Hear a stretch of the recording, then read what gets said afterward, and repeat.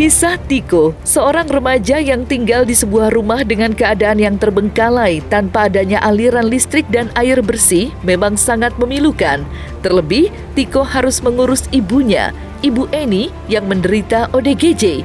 Berkat seorang YouTuber, kisah Tiko pun viral dan menarik perhatian sejumlah kalangan. Tidak terkecuali selebriti tanah air, mereka bersama warga berduyun-duyun membantu memperbaiki rumah Tiko yang tidak layak huni. Pasca kisah Tiko viral dan mendapat bantuan dari warga, artis hingga para YouTubers, kini kondisi rumah Tiko sudah membaik dan telah layak huni.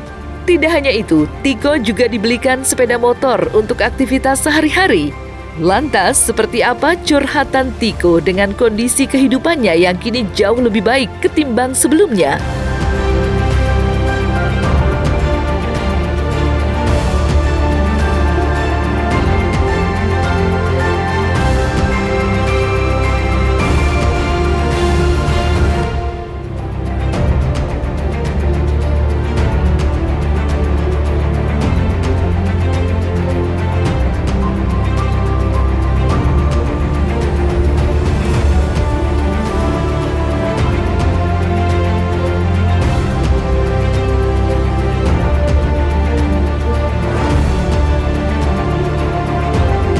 Alhamdulillah seneng.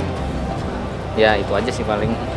Ya, Tiko kan sekarang udah punya motor baru, mungkin komentarnya gimana Tiko kalau boleh tahu? Mungkin bisa berbagi sedikit sama pemirsa di rumah. Ya alhamdulillah gitu, seneng dibeliin motor, akhirnya bisa kemana-mana, nggak perlu minjem kendaraan lagi gitu.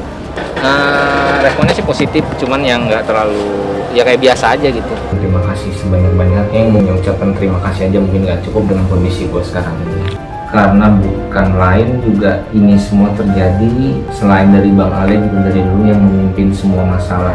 Awal dari masalah sampai sekarang akhirnya semua beres, sampai akhirnya rumah jadi layak dihuni, itu semua juga berkat lu dan teman-teman semua tentunya. Terima kasih sih yang mungkin saat ini hanya bisa gue ucapin sebanyak-banyaknya.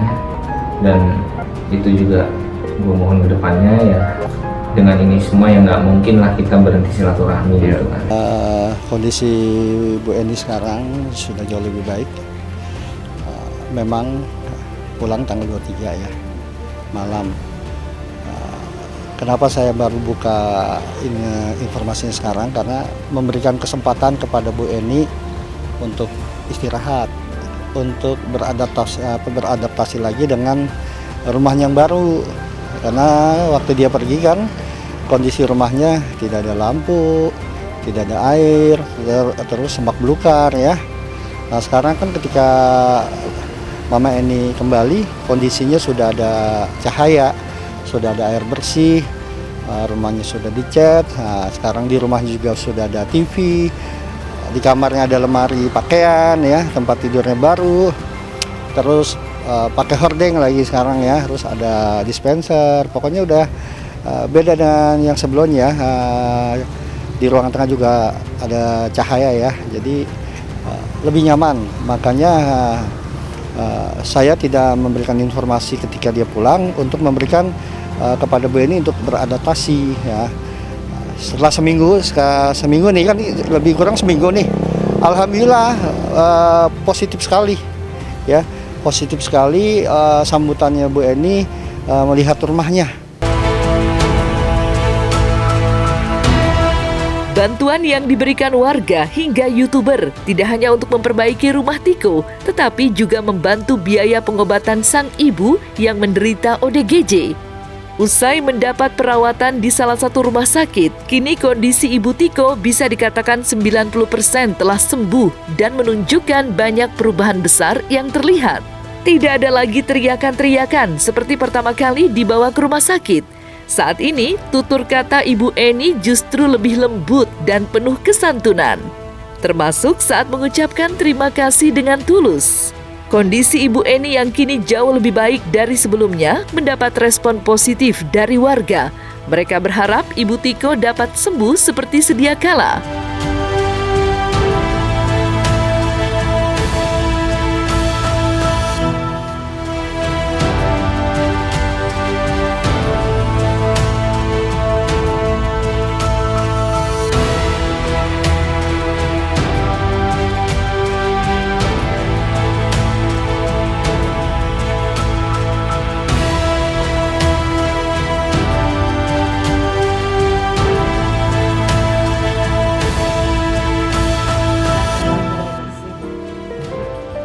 ya. Ya, istirahat. Istirahat ya Ibu. Ya, istirahat. Permisi Ibu. Kondisinya udah lebih baik sekarang, sudah bisa ngobrol berinteraksi. Ya paling kontrol tiap bulannya gitu aja sih untuk ke rumah sakit. Ya memang dokter sudah mengizinkan untuk pulang. Itu belum tahu kan, baru pulang juga, dengan kondisinya mungkin masih perlu beradaptasi. Saya sudah sembuh, alhamdulillah. Udah balik ya, tanpa kata-kata yang tegas, nggak ada tuh, kata-katanya halus. Sebelum keluar ya saya dipanggil ya sama pihak rumah sakit untuk bagaimana perencanaan kepulangan Ibu Eni. Memang sudah ada dari rumah sakit sudah mengatakan bahwa Ibu Eni ini sebetulnya sudah 90% sembuh lah, makanya dibolehkan pulang. Kita sebagai saya sebagai pengurus RT, makanya kita waktu itu kepulangannya malam untuk menghindari keramaian ya, itu aja sih sebetulnya, supaya Bu Eni tuh karena dia baru pulang, jangan sampai nanti ininya terguncang lagi ya. Jadi saya mohon maaf ya, baru informasikan saat ini kepada medis. Jadi ketika tanggal 23 kan pulang, 2 hari kemudian kita check up lagi ke rumah sakit, dan dari rumah sakit nanti sebulan lagi kita check up. Jadi nanti tiap bulan kita check up sambil kita melihat perkembangan Bu Eni. Kan tanggal 23 kan pulang, tanggal 25 check up ke rumah sakit. Cuma ditanya-tanya aja, psikolog ya. Seperti orang kita kalau Bu Eni kan depresi, makanya ditanya di masalah psikolog. Ditanya sama dokter, Ibu minumnya berapa biji obatnya, berapa macam? 6. Benar, 6. Itu jadi kalau buat saya itu suatu keajaiban. Nah, nanti sambil mungkin obatnya kan dikasih sebulan ya, untuk sebulan. Nanti sebulan lagi dia sekalian check up, melihat perkembangan mentalnya Bu Eni, sama nanti pemberian obatnya selanjutnya. Untuk para YouTuber itu kemarin kan akhirnya terpisah. Betul. Setelah Bu Eni. Kemarin kita ke puncak ya. Ke puncak.